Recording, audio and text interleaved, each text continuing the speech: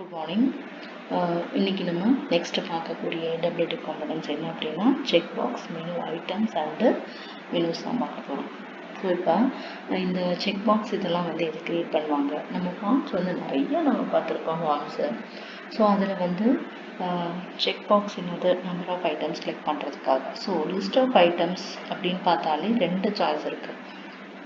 ஒன்று வந்து radio buttons மாதிரி இருக்கும், ரவுண்டாக இருக்கும் radio buttons, and even check marks கூட இருக்கும். ஸோ ரேடியோ பட்டன்ஸ்க்கும் செக் மார்க்ஸ்க்கு என்ன டிஃப்ரென்ஸ் அப்படின்னா, ரேடியோ பட்டன்ஸ் வந்து ஒன்ஸ் மட்டும்தான் நம்ம செலக்ட் பண்ண முடியும். அதாவது ஆப்ஷன்ஸ்லேயே வந்து ஒரு ஆப்ஷன்ஸ் மட்டும்தான் நம்மளால் செலக்ட் பண்ண முடியும். ஆனால் செக் பாக்ஸில் 3 நம்பர் ஆஃப் ஃபார்ம் வந்து நம்ம செலக்ட் பண்ணிக்கலாம், இந்த ஸ்டேட் அந்த ஸ்டேட் அப்படின்னு சொல்லி. ஸோ செக் பாக்ஸ் எப்படி இருக்கும், ஒரு ஸ்கொயர் மாதிரி ஒரு பாக்ஸ் இருக்கும், பக்கத்தில் ஒரு லேபிள் வந்து எழுதியிருப்பாங்க. ஸோ நம்ம வந்து ஒரு டிஸ்ட்ரிக்ட் செலக்ட் பண்ணுறதா இருந்தாலும் இல்லாட்டி ஏதாவது பிளேயர்ஸு ஏதாவது செலக்ட் பண்ணும்போது நம்ம ஃபார்ம்ஸில் வந்து செக் பாக்ஸ் வந்து செலக்ட் பண்ணணும். ஸோ அந்த AWT காம்பனன்ட்ஸில் ஸோ செக் பாக்ஸை வந்து நம்ம ரெண்டு வழி எப்படி நம்ம ப்ளேஸ் பண்ண போகிறோம் அப்படின்றத இங்கே பார்க்க போகிறோம். ஸோ ஃபஸ்ட்டு செக் பாக்ஸ் அப்படின்னா என்னென்னு அண்டர்ஸ்டாண்ட் பண்ணிக்கணும். நம்ம ஃபார்ம்ஸில் ஒரு குட்டி பாக்ஸ் மாதிரி இருக்கும், அந்த பாக்ஸ் பக்கத்தில் இந்த செக் பாக்ஸ் என்ன அப்படின்றத எழுதியிருக்கோம். ஸோ இதில் வந்து ஆன் ஆஃப் அப்படின்னு சொல்லி ரெண்டு சொல்லியிருப்பாங்க. ஆன் அப்படின்னா எந்த செக் பாக்ஸை நம்ம செலக்ட் பண்ணுறோமோ அதை வந்து சொல்லுவாங்க, அண்டு எந்த செக் பாக்ஸை வந்து நம்ம செலக்ட் பண்ணாததை வந்து ஆஃப் அப்படின்னு சொல்லுவாங்க. ஸோ இதை நம்ம ப்ரோக்ராமேட்டிக்கலாக ஸோ செக் பாக்ஸை வந்து நம்ம எப்படி க்ரியேட் பண்ண போகிறோம் அப்படிங்கிறத எல்லாமே நம்ம பார்க்க போகிறோம். First, it should be understood what is a checkbox. The checkbox class is used to create the checkbox creating, and it is used to turn an option true or false. True or false அப்படின்னா on state வந்து true and off state வந்து false அப்படின்னு சொல்லுவாங்க. Clicking the checkboxes changes its states from on to off or from off to on. என்ன பண்ணியிருக்கோம், on ஆகிருக்கிற ஸ்டேஜை நம்ம of பண்ணிக்கலாம், ஆஃப் ஆகிருக்கிற செக் பாக்ஸை நம்ம வந்து ஆன் பண்ணிக்கலாம். ஸோ இதில் நிறைய கன்ஸ்ட்ரக்டர் இருக்குது. ஸோ இத்தனை 5 கன்ஸ்ட்ரக்டர்ஸ் இருக்குது. அதாவது 5 கன்ஸ்ட்ரக்டர்ஸ் அப்படின்னா 5 டைப்ஸ் ஆஃப் செக் பாக்ஸ் வந்து நம்ம க்ரியேட் பண்ணலாம். ஃபஸ்ட்டு வந்து எம்டி செக் பாக்ஸ். இது என்ன செய்யும், ஒரு மார்க்ஸ் மட்டும் க்ரியேட் பண்ணியிருக்கும், பக்கத்தில் லேபிள் எதுவுமே க்ரியேட் பண்ணாது. அதுதான் வந்து ஃபஸ்ட்டு கன்ஸ்ட்ரக்டரோட meaning. It construct a checkbox with no string as the label. Next வந்து என்ன செய்கிறோம், லேபிளோட செக் பாக்ஸ் வந்து க்ரியேட் பண்ணுறோம். செக் பாக்ஸ் கொடுத்து ப்ராக்கெட்டில் string label, it construct a checkbox with a given label. Next checkbox string label Boolean state. Boolean அப்படின்னா என்ன, ட்ரூவா ஃபால்ஸா அப்படின்னு சொல்லக்கூடிய ஸ்டேட் தான் பூலியன் அப்படிங்கிறது. அப்போ இதில் என்ன செய்ய போகிறோம், செக் பாக்ஸ் வந்து லேபிளோட க்ரியேட் பண்ணிட்டு இன்ன ஸ்டேட் அப்படிங்கிறதையும் சேர்த்து சொல்லுவோம், கிவன் ஸ்டேட். அதாவது செக் பாக்ஸ் வந்து செலக்ட் பண்ணியிருக்கோமா இல்லையா அப்படிங்கிறதோட நம்ம க்ரியேட் பண்ணுறோம். கன்ஸ்ட்ரக்டர் யூஸ் பண்ணி எல்லா செக் பாக்ஸும் இந்தந்த டைப்பில் வந்து நம்ம க்ரியேட் பண்ணிட்டோம்.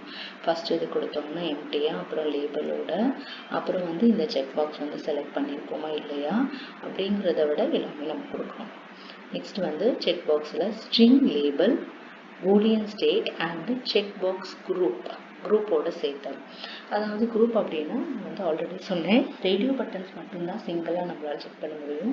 ஆனால் செக் பாக்ஸ் வந்து நிறைய செலெக்ஷன் இருக்குது. என்ன செய்கிறோம், காமனாக அதாவது எதுக்குன்னா இப்போ பிளேயர்ஸ் அப்படின்னு சொல்லி போட்டு அதுக்குள்ளே வந்து நிறையா, இப்போ பிளேயர்ஸ் அப்படின்னா என்ன இருப்பாங்க, ஃபுட்பால், கிரிக்கெட், ஹாக்கி, கபடி, இந்த மாதிரி வந்து பிளேயர்ஸ் நிறையா இருப்பாங்க. அது ஃபுல்லாக இப்போ பிளேயர்ஸ் அப்படிங்கிற செக் பாக்ஸ் குரூப்புக்குள்ளே இதை ஃபுல்லாக வந்து போடுவோம்.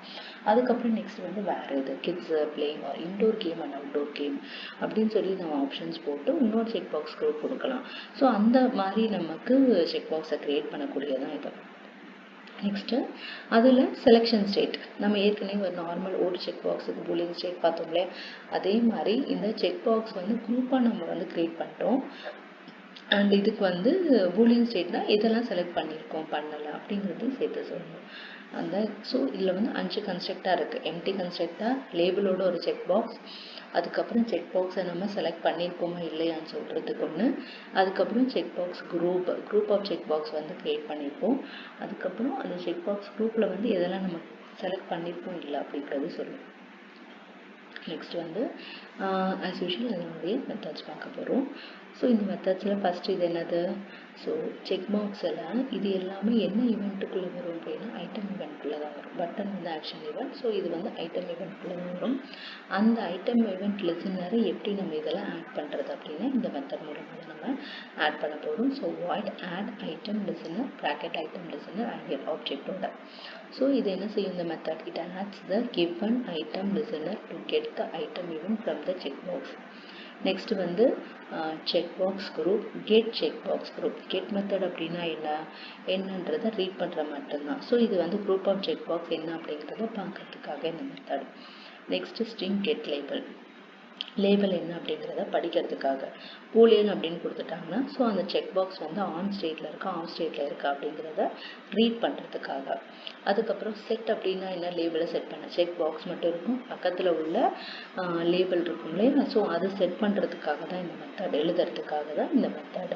ஸோ அப்போ இது என்ன செய்யும்? It sets the cheque box label to the string argument. Next state என்னது? பூலியன் ஸ்டேட் கொடுத்துருக்காங்க. அப்போ என்ன பண்ண போகிறோம்? இந்த மெத்தட் மூலமாக தான் நம்ம செக் பாக்ஸை வந்து செலக்ட் பண்ண போகிறோம். செலக்ட் ஆர் டீசெலக்ட் இல்லாட்டி ஆன் ஆர் ஆஃப். ஒரு சாம்பிள் ப்ரோக்ராம். இதில் என்ன பண்ணியிருக்கோம்? 2 செக் பாக்ஸ் கிரியேட் பண்ணியிருக்கோம். நம்ம ஆல்ரெடி நமக்கு ஃபார்மேட் தெரியும் எப்படி நம்ம எழுதணுன்ட்டு. ஸோ நம்ம ஹெட்ரு ஃபைல், மெயின், தென் செக் பாக்ஸ் எக்ஸாம்பிள் இதெல்லாம் வந்து ஆஸ் யூஷுவல் தான். செக் பாக்ஸ் கொடுத்து எக்ஸாம்பிள் வந்து நேம் கொடுத்து கிரியேட் பண்ணியாச்சு. ஆஸ் யூஷுவல் ஃப்ரேம் கொடுத்துட்டோம். ஃப்ரேமோட நேம் என்ன அப்படின்னா செக் பாக்ஸ் எக்ஸாம்பிள். நெக்ஸ்ட் என்ன செய்கிறோம்? இந்த செட் பவுன்ஸ் அப்படின்னு என்னது? சைஸ், அதாவது என்ன சைஸ் அப்படிங்கிறத மென்ஷன் பண்ணுறதுக்காக தான் பவுஸ். இதில் என்ன பண்ணியிருக்காங்க அப்படின்னா நம்ம அதிலெல்லாம் என்ன பண்ணுவோம்? லேபிள் L1 L2 அப்படின்னு வைப்போம். நம்ம என்ன செக் பாக்ஸ் C1 C2 அப்படின்னு சொல்லி வச்சுக்கலாம். இதில் வந்து நேம் அப்படியே வச்சுருக்கோம். ஸோ செக் பாக்ஸ் 1ன்னு இருக்குது. ஸோ செக் பாக்ஸ் 1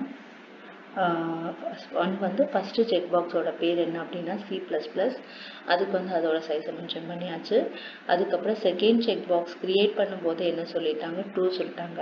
அப்போ அதில் என்னது? நம்ம செலெக்ஷன் அப்படிங்கிறதோட நம்ம கிரியேட் பண்ணுறோம். செகண்ட் செக் பாக்ஸோட பேர் வந்து ஜாவா.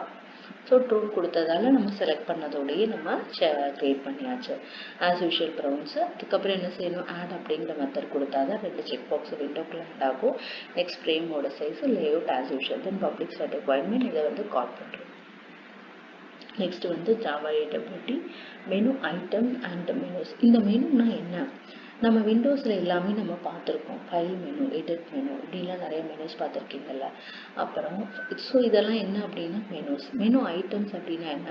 ஃபைலை ஓப்பன் பண்ணால் உங்களுக்கு கீழே என்ன இருக்கும்? New, open, save as, print இதெல்லாம் இருக்கும்ல.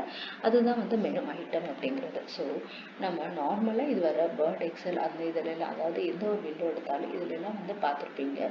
ஸோ இப்போ தான் நம்ம என்ன செய்ய போகிறோம்? ஜாவா ப்ரோக்ராமில் ஆப்லெட் யூஸ் பண்ணி நம்ம இந்த மெனுஸ், மெனு ஐட்டம்ஸ்லாம் நம்ம வந்து கிரியேட் பண்ண போகிறோம். ஸோ இதுதான் வந்து மெனுஸ்னால் என்ன, மெனு ஐட்டம்னா என்ன அப்படிங்கிறத.